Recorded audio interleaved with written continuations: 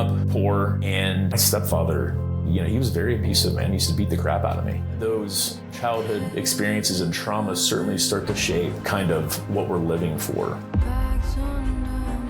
Minimalism is about using our resources deliberately. With minimalism, I can look at the things in my life. I can look at where I'm putting my resources, not just my money, but like my time, my attention, my skills, my creativity. Love people and use things, because the opposite will never work.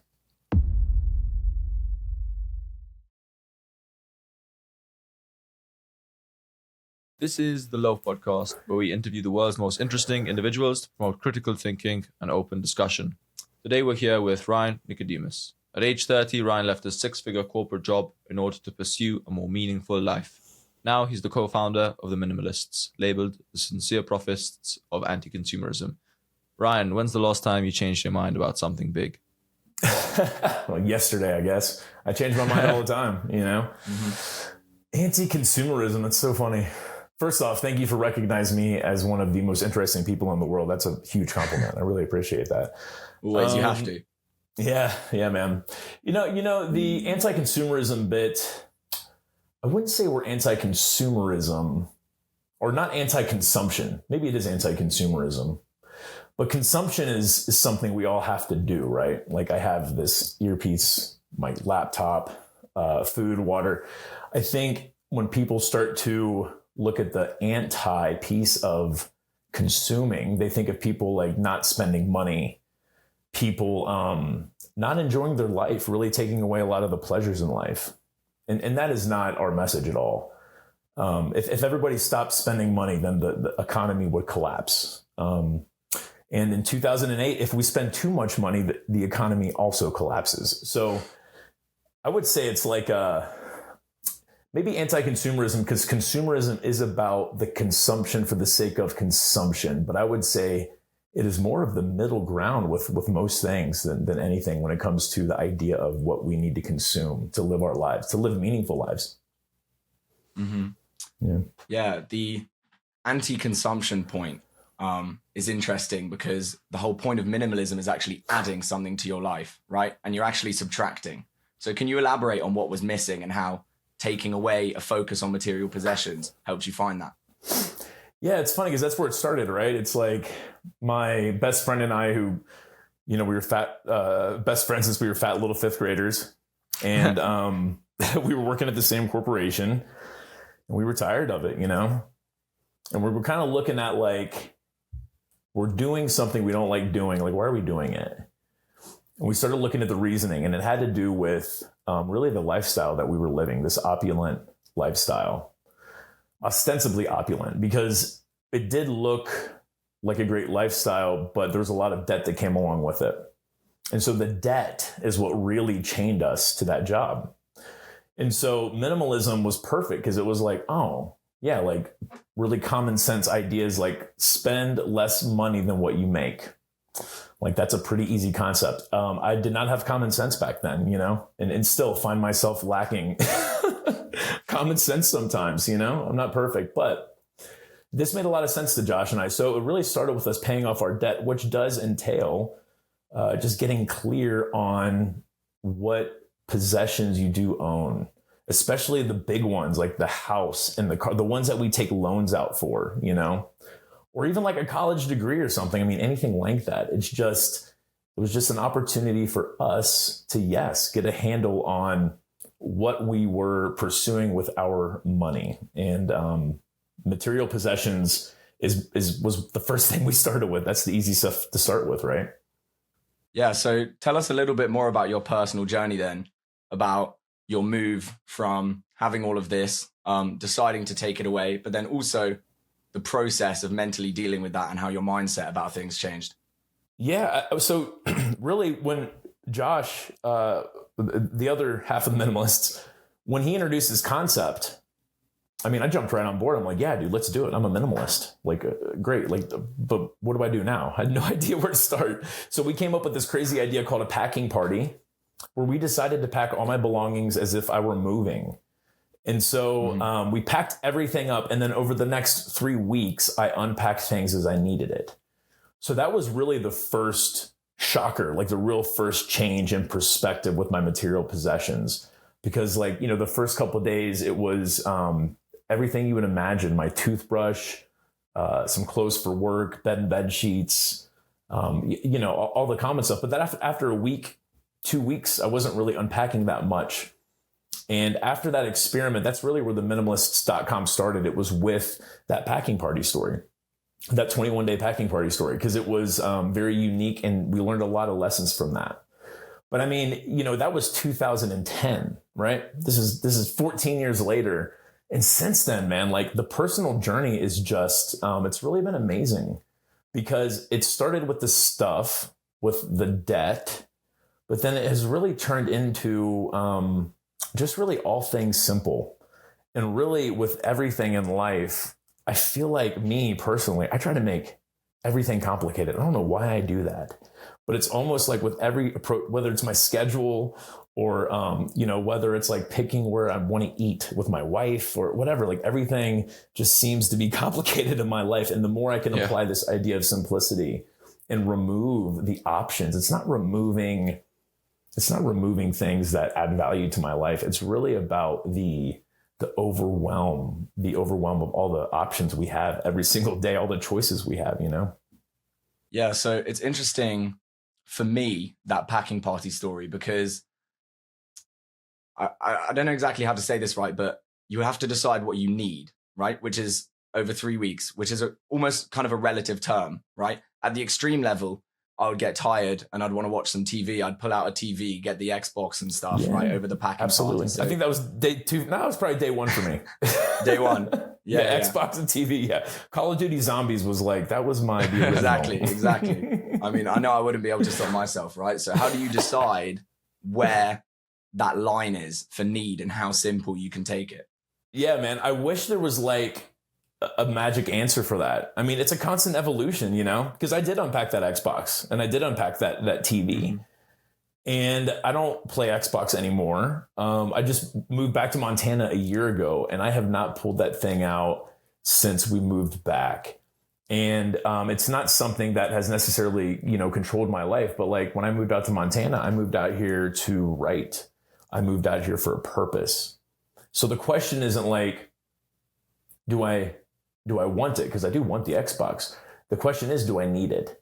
And no, I don't need it if I am really looking at the overarching like story of why I'm out here and what I'm trying to do with my life. So how do you find that line? I mean, fellas, I learned things the hard way. It's like, it wasn't until, moving out to Montana where I'm like, okay, no Xbox. Again, not something that was controlling my life or detrimental, but it certainly was something that was getting in the way. And that is just it. It's like, there's always something, I think, that might be getting in our way.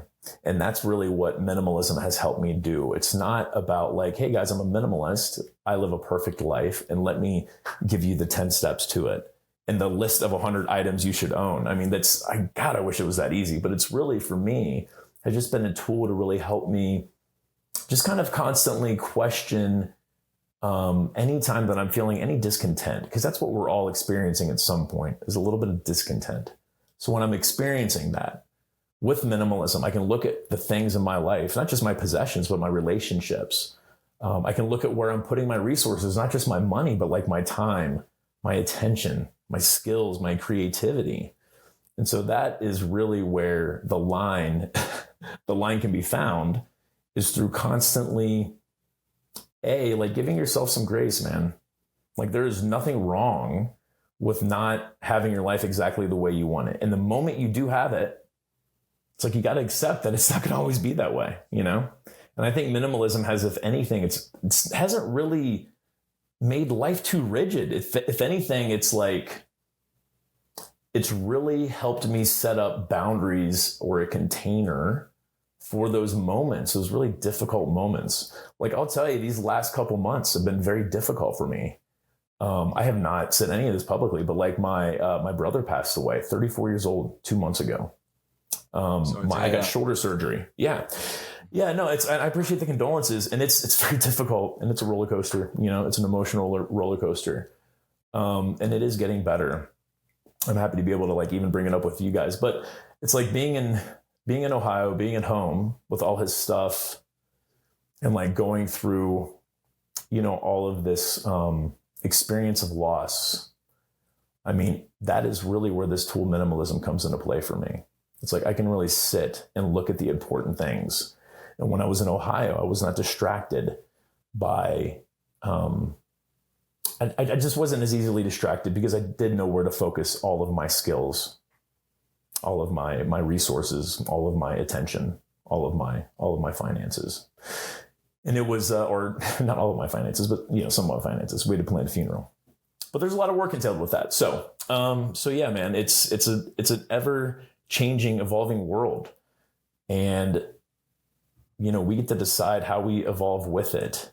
If we don't have a plan to evolve with it, then I know when I didn't have a plan to evolve, it was just kind of like falling in line. And money really does seem to be like the easy lever to pull. And for all intents and purposes, it is for a minute. You can pay your bills, you can go on vacations. But if that's in the driver's seat, like for me, when that was in the driver's seat, I mean, eventually it drives like a drunk driver. Like I had to find something else to put in that driver's seat. And it was nice to come across this philosophy of just simplicity and being deliberate, you know? Yeah.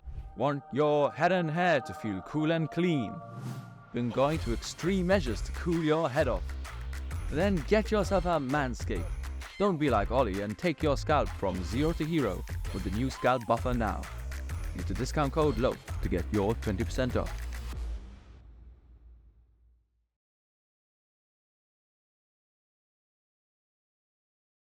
I mean, I think we'll get into the economic side of things a little bit later, but maybe to stay on the human side of things. First of all, really sorry to hear about your brother, and maybe just from that, you also had, you know, a hard childhood experience with your mom. How do you think these experiences for you have contributed to your larger philosophy? Do you think maybe it's made you realize more clearly that human relationships are far more important than material things? Yeah, man. Yeah, absolutely. I mean, it's interesting, like growing up poor and, I mean, my stepfather, you know, he was very abusive, man. He used to beat the crap out of me. It's like, as a kid, you feel so lost and you don't know what to do. So then you just start looking externally for like what to mimic, like where do I fit in? And so, I think that those childhood experiences and traumas certainly start to shape kind of what we're living for. And so, you know, maybe there's a piece of me that was like, well, not all humans are great. So I'm going to look for the ones that look like they're at least having a good life. And I'm going to mimic what they're doing. But yeah, I mean, I guess be careful who you mimic, because I chose the wrong people. But yeah, now, I mean, what we've done with the minimalists and building a community and really getting to that human side of it has really, it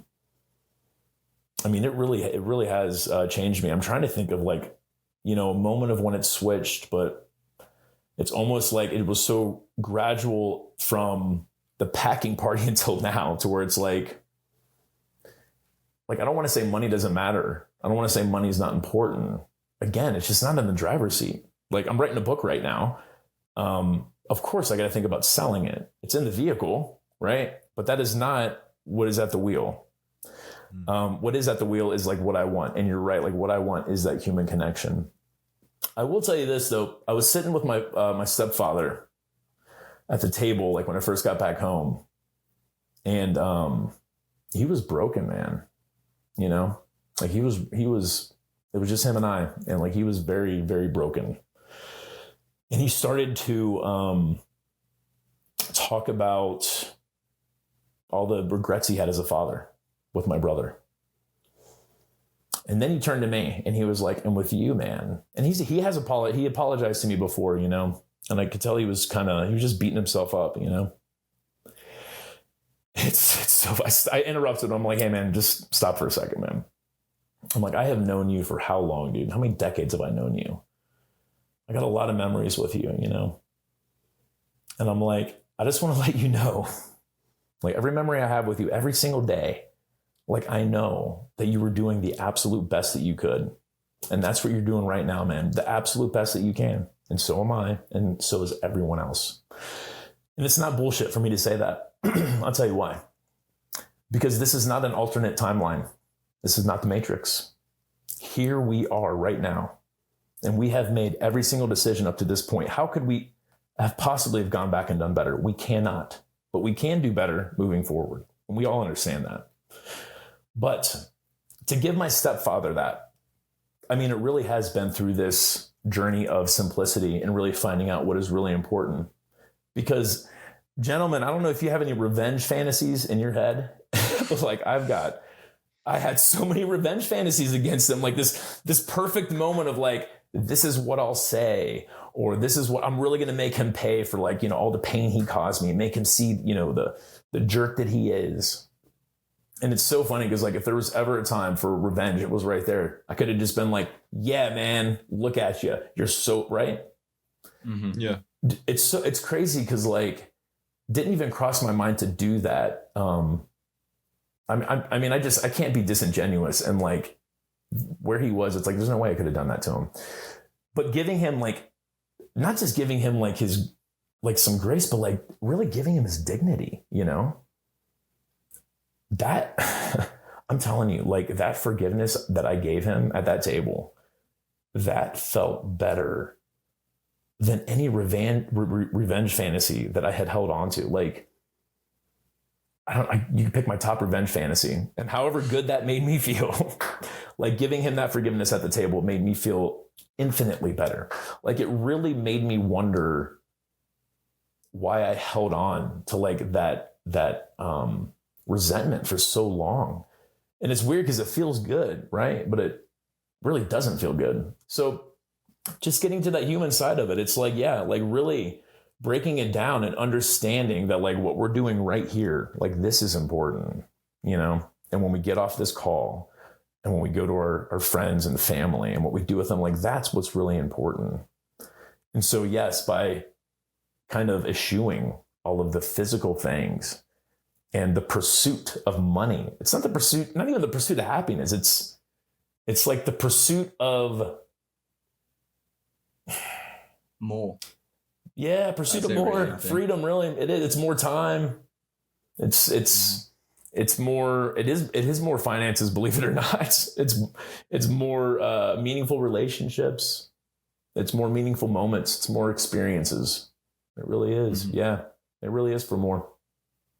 Yeah, that's really powerful. I think a lot of people can relate to that.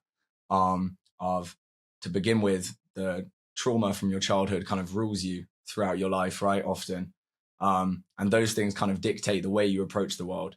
And what I'm struck right now by talking to you, both in the way you're saying things and what you're telling us, is that minimalism is really more than just kind of logistical change to your lifestyle, right? It comes embodied with a mindset. And so I wanted to ask maybe what you think the first practical steps people can take to not just get rid of their things, right? Or be selective about their things, because that's almost a bit easier. Mentally, how do we start to be minimalist in the way we approach things? Well, I mean, the best way to start is really with this question. I mean, anyone can look themselves in the mirror and ask themselves, how might my life be better with less? And that's really where it starts. And so for me, it was, if I had less debt, I wouldn't feel so tied to this job. If I had less stress, which is tied to this job, I wouldn't be so stressed out all the time. So really, I think it is with gaining that leverage, you know? But there's a million ways to do it, man. I mean, you could literally, next time you want to buy something, like pick up the phone and call your mom, you know? I mean, there's a million things you can do, simple things to start.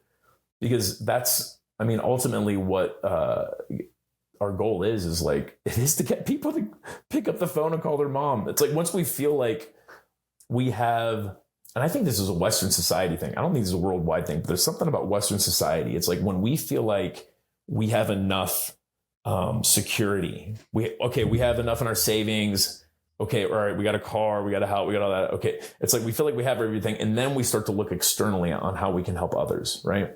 So the idea with minimalism, it is to do exactly that, to help people see that they probably have enough. And when people start to feel like they have enough, they can start externally looking to contribute to other people. I think it's a good place for me to come in with a little bit of my personal experience with buying things.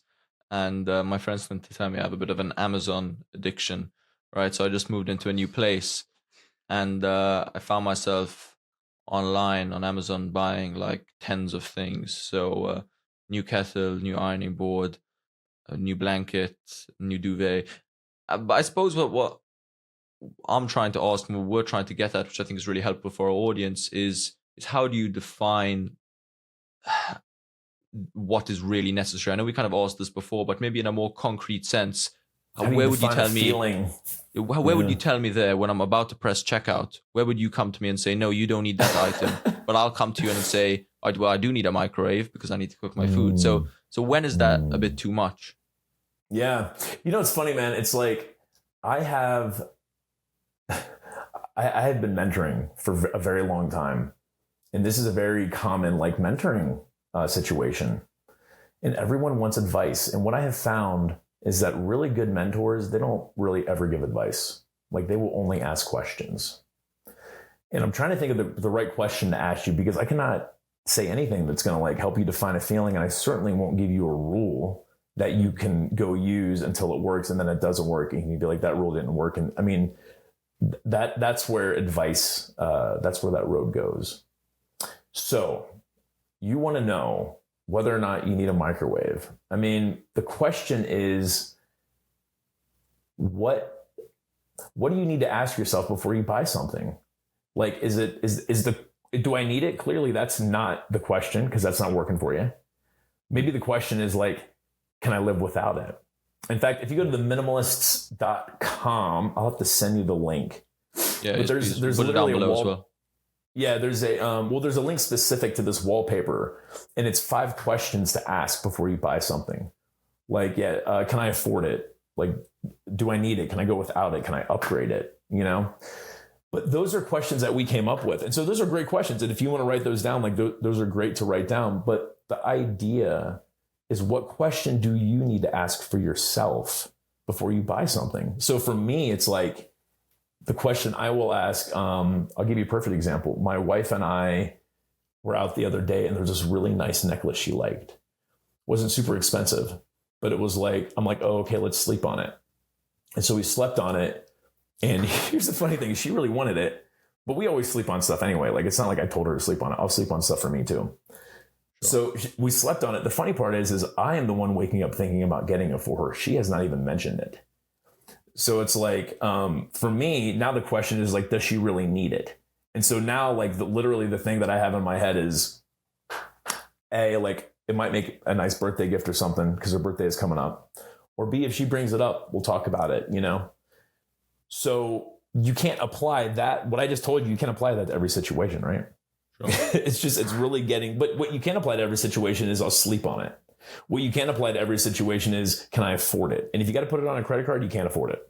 Like, that's rule number 1. Maybe that's a low hanging fruit. If you got to go into debt to buy something, you cannot afford it. And it's funny because, like, I do not do debt anymore. Like, even with my cars. So it's like, I spent, $12,000 saving up for years to get this car. And I got to tell you, like, it is so nice to not have a car payment. And anytime I start fantasizing about a Tesla, which, like, that is my fantasy car, right? Every time I start fantasizing about a Tesla, all I can think about is spending $60,000 cash on a car. Like, how am I going to get that 60 grand cash and then handing that over?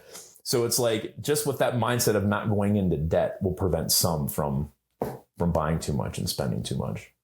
Yeah, something I do actually, which I think we could recommend to our viewers as well, or I used to do. Unfortunately, I've slightly fallen out of the habit, but I used to, when I wanted something, I have a spreadsheet where I'd put it on a wish list, put the amount, and I would put the date, and then I would have to wait at least 2 weeks, and I would come back, and then I would see how I felt about it, right? Because I think a lot of it is like the twitch, right? Yes. Which is, I want that now.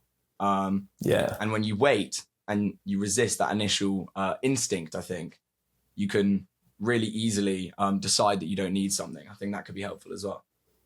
Absolutely, man. And you know what's funny is like, first off, I just want to say I love the attention to detail. Like my ADD brain, like spreadsheets make me nervous just thinking about them. But I admire. Maybe that's why I stopped. but I really do admire that attention to detail. Like that's amazing, man. Milburn, he has a mind like that I really, really enjoy, like watching how he kind of organizes things and you know, he approaches his life. But no, the other thing too is the delayed gratification, man. Like there actually is something with the delayed gratification, even like with this necklace.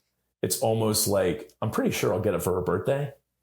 And which we hardly ever buy each other birthday gifts. This is what's so great about it. It's like, hey, we never get each other gifts. I know she really likes that necklace. If I get her, you know what I'm saying? It's like, it's a very meaningful thing. Like it's a whole experience. It's not like a trinket that I'm going to get her.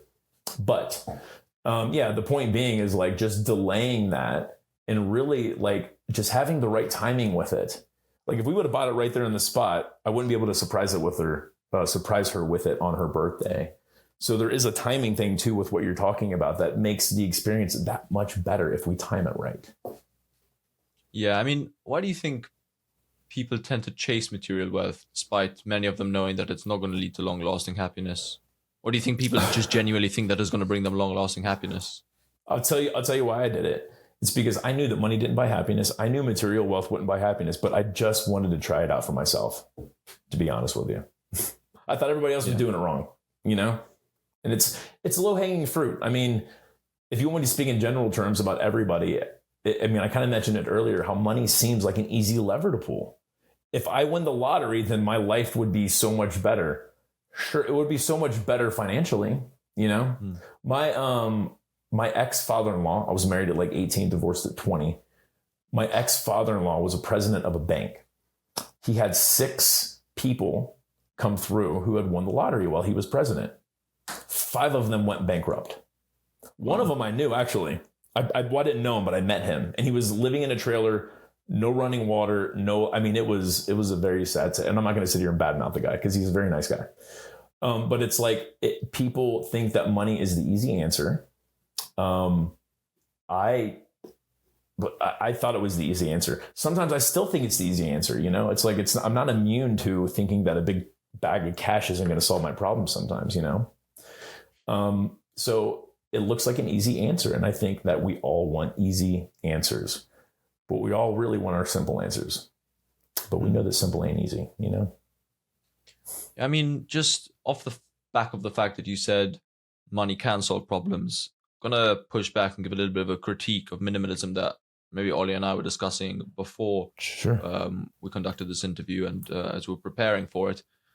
To what extent do you think that minimalism is some luxury of maybe of the middle class? So a way of like aesthetically justifying a privilege that is there, right? So economic privilege that one has while distancing oneself from maybe more systematic inequality. If you see what I'm trying to get at. Yeah, it makes sense. So are you talking about the aesthetics of minimalism? Partly aesthetic, but also maybe from a moral aspect. Not everyone has that privilege to go pack up their things or get rid of things and move somewhere else. So I saw in your 2015 documentary, a lot of the places where people were moving into still required some sort of kind of financial capital. You still needed to. Some people, for example, I think the point I'm trying to get at is that some people having less is not voluntary, but a necessity. Yeah, absolutely. So we're talking about poor versus voluntarily living a life aesthetically, especially the people in our documentary who like aesthetically were going after minimalistic places in very expensive cities. Exactly.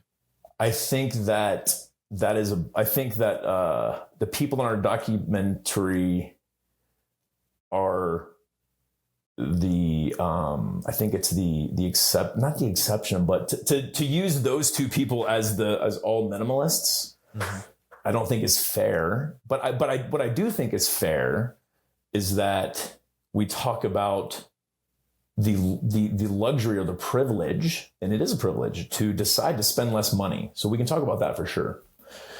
So with poor people who are, on food stamps and welfare. I mean, kids who grew up like me and Josh, I know very much what it means. It's to live paycheck to paycheck, or to live like, in debt, meaning like before you even have a chance to spend your paycheck, it's gone, Yeah, I mean, minimalism is about using our resources deliberately. So that is what minimalism is.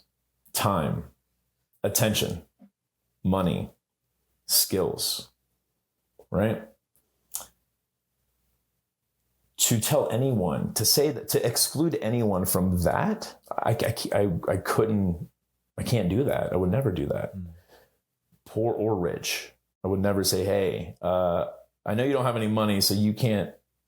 I mean, if anything, they would be the ones who would benefit from it the most, who would be using their resources more deliberately. So what does that mean, though, in a poor situation? Let's talk about that.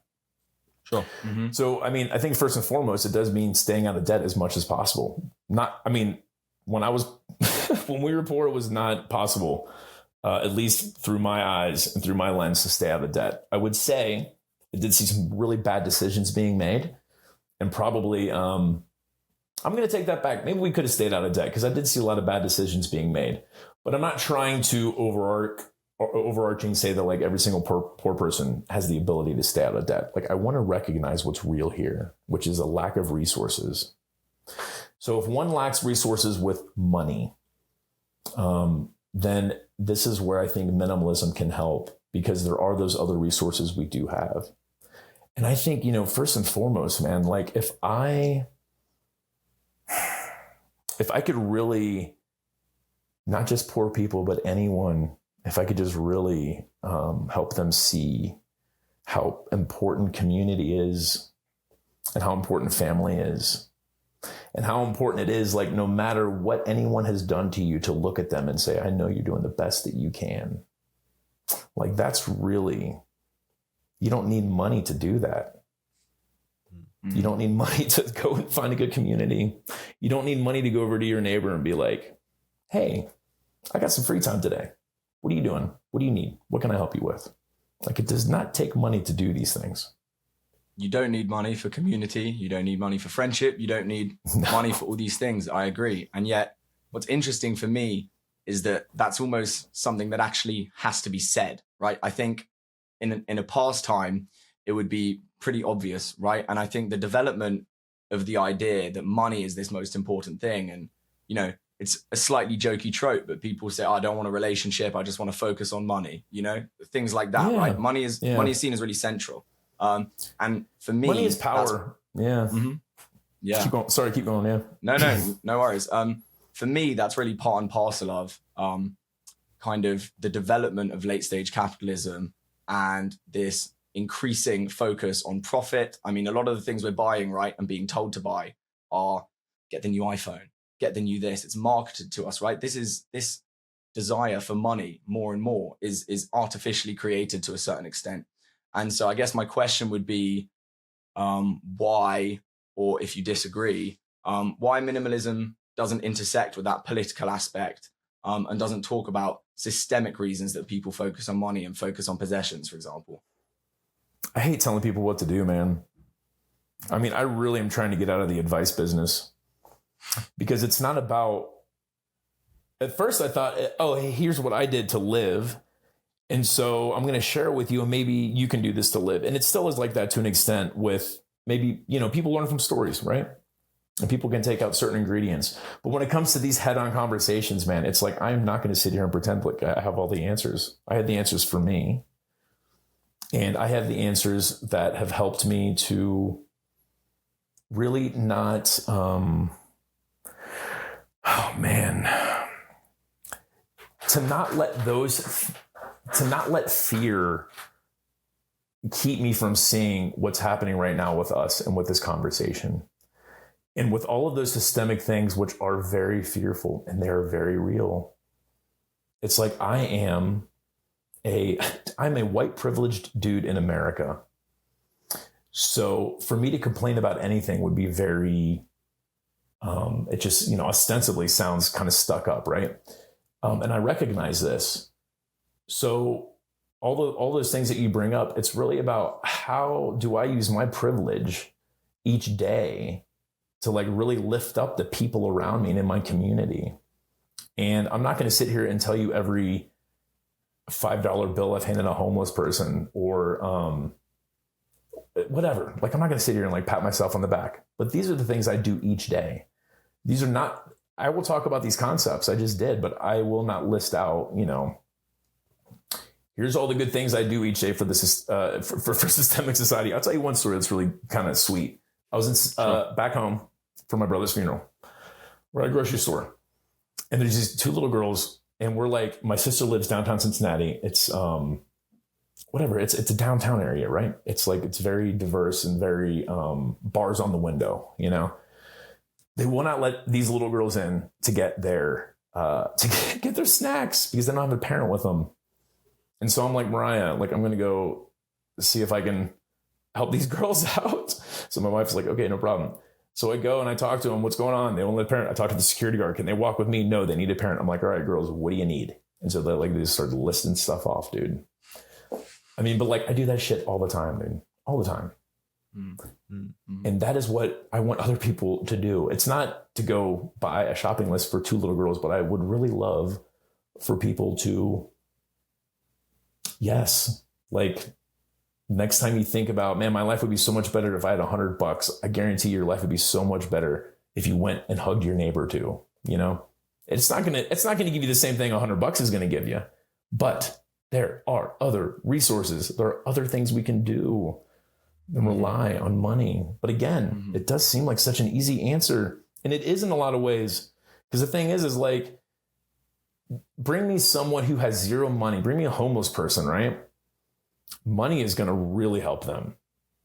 Like, that is something that I think we can all agree on. Like, there is a basic necessity and even some luxuries. You know, hot water is a luxury, but man, damn, I don't want people to go without that. So it's like, there is a certain level in which money will provide the necessities that we need. And maybe that's the trap, is because it does work up to a certain point. And then we keep trying the same thing once we have those basic necessities meet. And we're like, well, it worked the first 60 grand I make. I know that's how it was for me. I'm like, if I could just make $50,000 a year, oh man. And then like, I started making 50 grand a year. I'm like, you know what? That 50 grand, that was like, I came up with that idea a couple of years ago. I forgot to adjust for inflation. Now it's 90,000, you know, now it's six figures, or maybe it's owning a bunch of stuff. It's like, just because we have a solution for one thing doesn't mean it's going to work for all the other solutions. A hammer works great for pounding nails. That's it. And prying them up. But it's like, you could also take that hammer and, you know, demolish a wall with it too. You know, it's like, it's all in how you use that tool. But if you use that tool in the same way for every situation, then it's not going to work. It's really interesting, actually, because I just got reminded of something, a very common phrase that's been used in the UK, which was getting a lot of hate. And I'll get into it in a second. But my question here is really that I'm getting worried about the message getting diluted by a certain thing, and maybe how we can avoid that, which is this emphasis on individual choice, right? Like you say, you don't deny the systemic elements, and you don't deny that ultimately there are other causes.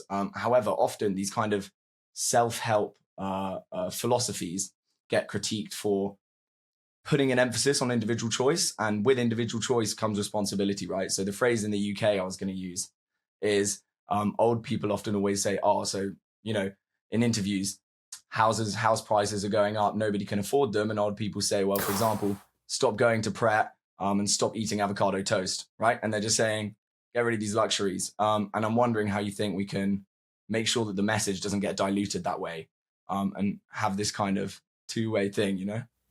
I mean, dude, do not get me started on this. Is why I don't talk politics, is because politics is a ruse. It's a ruse. Here's why it's a ruse. In America, we have people going to far right-wing news stations and they're turning our kids gay, right?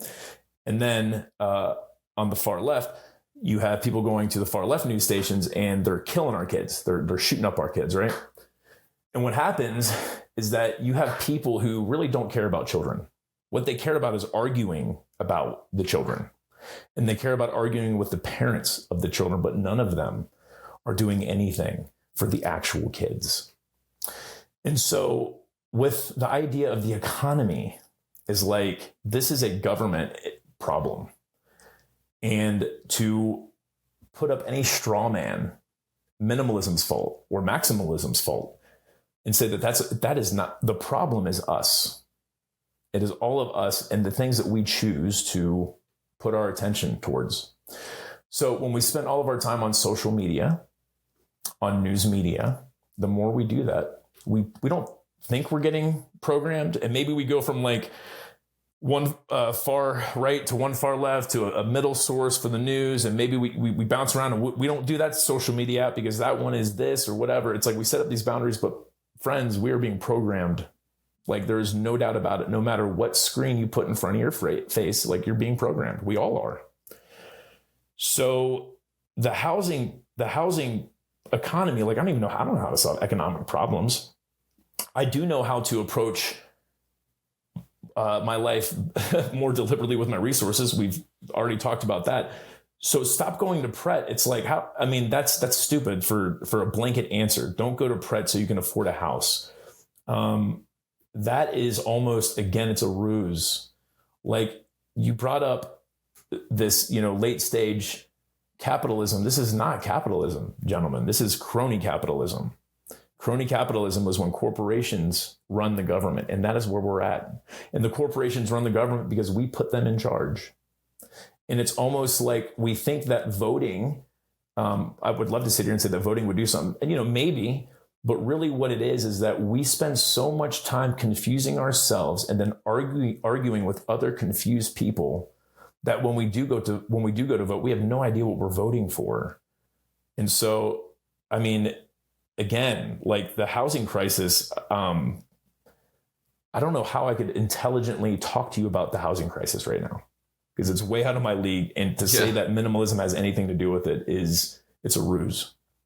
No, that's fair enough. And without kind of straying too far away from the main topics of minimalism, I will say we recently had an article published on we also try and build a community of kind of information sharing. So we had an article written recently by someone also here at Oxford who wrote about personality and policy in the current American election race, how a lot of what's going on is really to do with personality and rhetoric rather than actual change to the system, right? So I think that's one way of looking at it. And I suppose with regards to the media and what you talked about in relation to media, how do you think we can become more intentional in how we consume media or how we share information, and how can we live more intentional lives? Maybe even from a minimalist aspect. Yeah, man. So I love this. So like for me, I'll tell you what I've been doing the last 6 months. We stopped using social media altogether. I have stopped looking at the news. But here's where it led me. Is like, even with like TV, I have to be very careful. Like, there's a show called The Boys. Oh, I love it. It's on Amazon. It's like a superhero. Yeah, it's so good. So it's like each season just gets gorier and gorier and but I really like the show. But because it's almost like, because I have cut out a lot of that stuff, I am really, and maybe because I'm getting older too, guys, but like I react very differently to the gore, to the attacking. And this got me thinking about, I'm really going to kind of go get like some philosophical stuff I've been thinking about lately, but I've been thinking about all of the attacking thoughts we have. We have attacking thoughts against ourselves. Oh, you didn't do this right. You're so stupid. Why? I can't believe you did this, Ryan. Oh my God, Ryan, you're so dumb. You can't do that. Why aren't you doing this? You should be doing that. We are constantly attacking ourselves. And if we're not attacking ourselves, we are attacking others. Oh man, look at that person over there. Oh man, can you believe what he's wearing? Oh man, we are constantly attacking. And if you look on social media and if you look on the news media, it is nothing but a barrage of attacks. And what I'll say is this, is the less we stop with our attacking thoughts against ourselves and others, and the less that we stop fueling them with all of the crap that we see, the more like we might be able to get this thing under control. It will not happen with the government. It's not going to happen with them.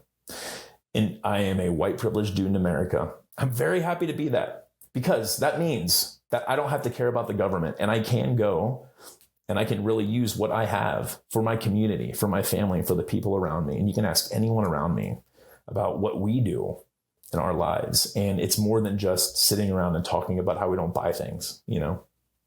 Yeah, there's so much more to it. And I think the attacking instinct we have, you're talking about, right? A lot of that is fueled by that void that we feel. And your move to minimalism was motivated by filling in that void, right? So I guess I would ask you what your process, or what the minimalist process of emotional healing and emotional work looks like.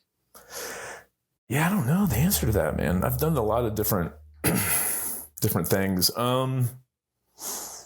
Man, step number one for me, like, I don't want to say it's a minimalist approach, but step number one for me is find a good therapist, man. Like, that is key. And so I am lucky to have like one that I can call and just talk to him on the phone, or we can do a Zoom call. And he's very good. So if I find myself really not being able to get over attacking thoughts, if I have the same repetitive attacking thoughts, like there was one specific time where like my father and I, he is a Jehovah's Witness. So he doesn't really speak to me because I am not a Jehovah's Witness.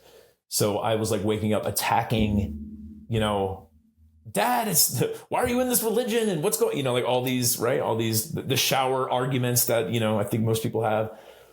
And so like, I call my therapist, hey man, like I'm waking up angry at this like situation with my father on a regular basis. Can you come talk to me? And he did. And we talked it out and it was great. So I would say, like, if it's not a therapist, then find someone that you trust, that you can really, you can trust to give you different perspectives and lenses to look through life with, because that is really what a good therapist does. When we get so caught up in our head, we have a story that we are unwilling to see. So then a good therapist is like, okay, let's look at this story through a couple of different lenses and see how this is actually going down. So step number one, find a therapist. Step number two, for me this was difficult, man. But like, I really had to accept that that I don't know anything. Everything that I've told you on this call right now that sounds like I know, like I am 100% willing after this call for you gentlemen to call me and be like, you know what, you said this one thing and that wasn't right. And I'd be like, you know what, that wasn't right. And so I think the reason why that has helped me with healing is because all of these stories of aggression and angst that I have and resentment, it's like, maybe I'm not telling those stories right to myself. And accepting that I'm wrong on everything really has helped me to reshape the way that I kind of hold all those stories of the past, you know? I'll tell you one thing, man, is like, for someone who feels successful, like if you look in the mirror and you really look at your life and you're like, damn, I am living a good life.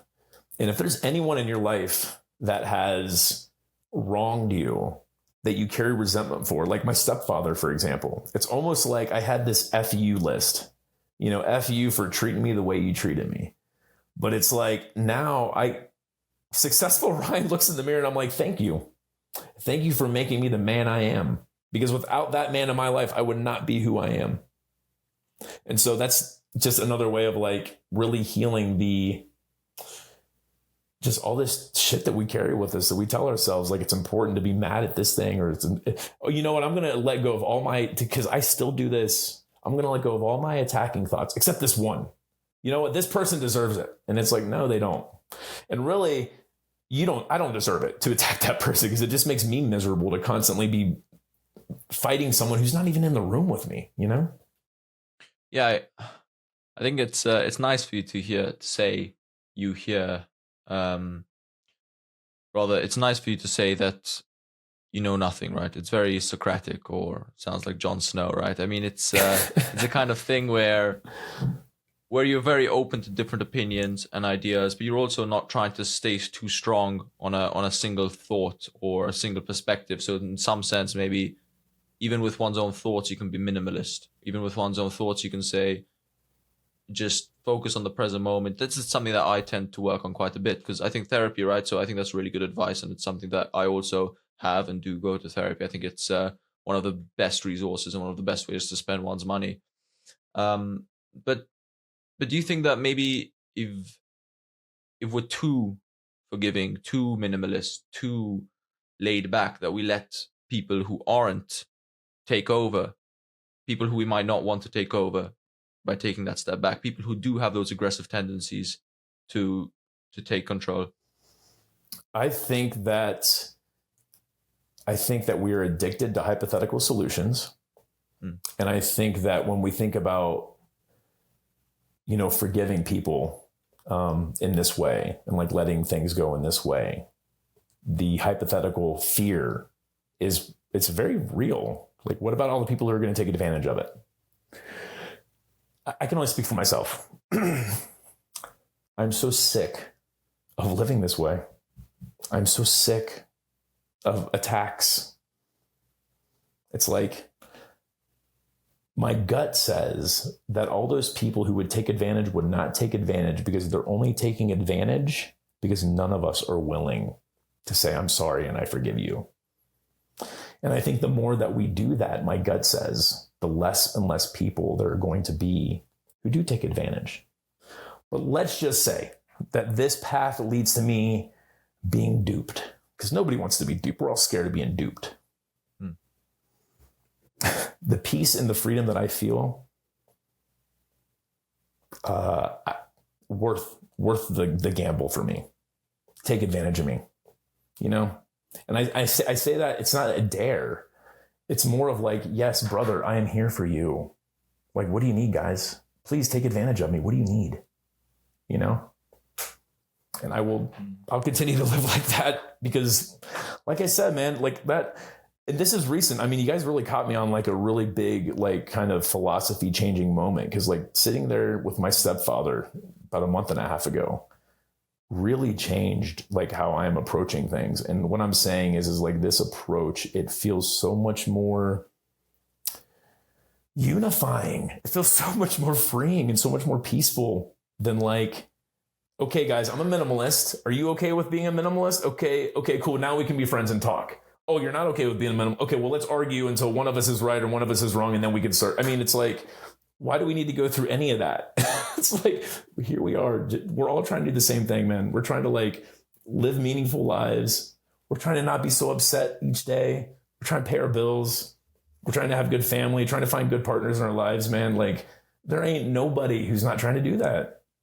And like, minimalism could just help you get rid of all of the BS and just get to right here, what we're doing right now, folks, I love that you're always still learning, and you're willing to be open to that, right? And everyone is. And yet minimalism, right?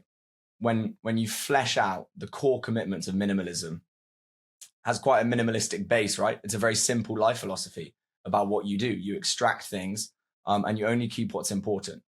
So that being said, you've been writing about minimalism for many, many, many years, and it seems like you're always learning, always reflecting in new ways. How does minimalism keep pushing you to think, and how are you able to write so much about what should be, expressed in maybe a paragraph, maybe a page, Yeah, so like this next book I'm working on is it's not about minimalism. I don't really want to talk too much about it, but it's about mentoring though. I'll say that. I mean, how do I find ways to write about minimalism? Simplicity can be applied to anything. I think that's why it's been going for 14 years, I mean, podcasting, there's a simple way to do that. Yeah, I don't know. Can you ask your question again? Maybe. I think I lost it. Yeah, no, 100%. I'm just sort of asking, since minimalism is such a simple thing that you could express in such a short amount of time. Oh, I see. How is it always generating new ideas for you, and how are you always finding new ways to apply it? And the writing is then what comes out of that, right? But that's actually the second step. It's more about how it's always teaching you things over a long period of time. Mm-hmm. Yes, minimalism, it is simple, but again, simple is not easy. So if I could send a tweet out and like that was the minimalist message and that was the message that everyone was like, yeah, Like I would just send a tweet like that. I just sent that 14 years ago and then I'd have moved on to something else, you know? But the idea of keeping things simple, I think because we live in such a chaotic world and we are so confused and we do it to ourselves. I'm telling you, with social media, we don't think we do. We think we use it okay. And we're like, oh yeah, maybe we were on it too. I don't use it at all. And it really has, I can't even describe like how out of control I was. Like after 2 or 3 months of not using it, I had no idea how out of control I was. So because we live in such an out of control world, I think the message of people are always looking for a message of simplicity and ways to make things less chaotic. And yes, see, it's like minimalism. If there was a minimalist, social media, it'd be kind of boring, it really would just be like, had a great day today, guys, no advertisements. It would just kind of be like, which kind of speaks to, we want the chaos. It's almost like we want everything. And then we think we'll be able to like choose which chaos that we want.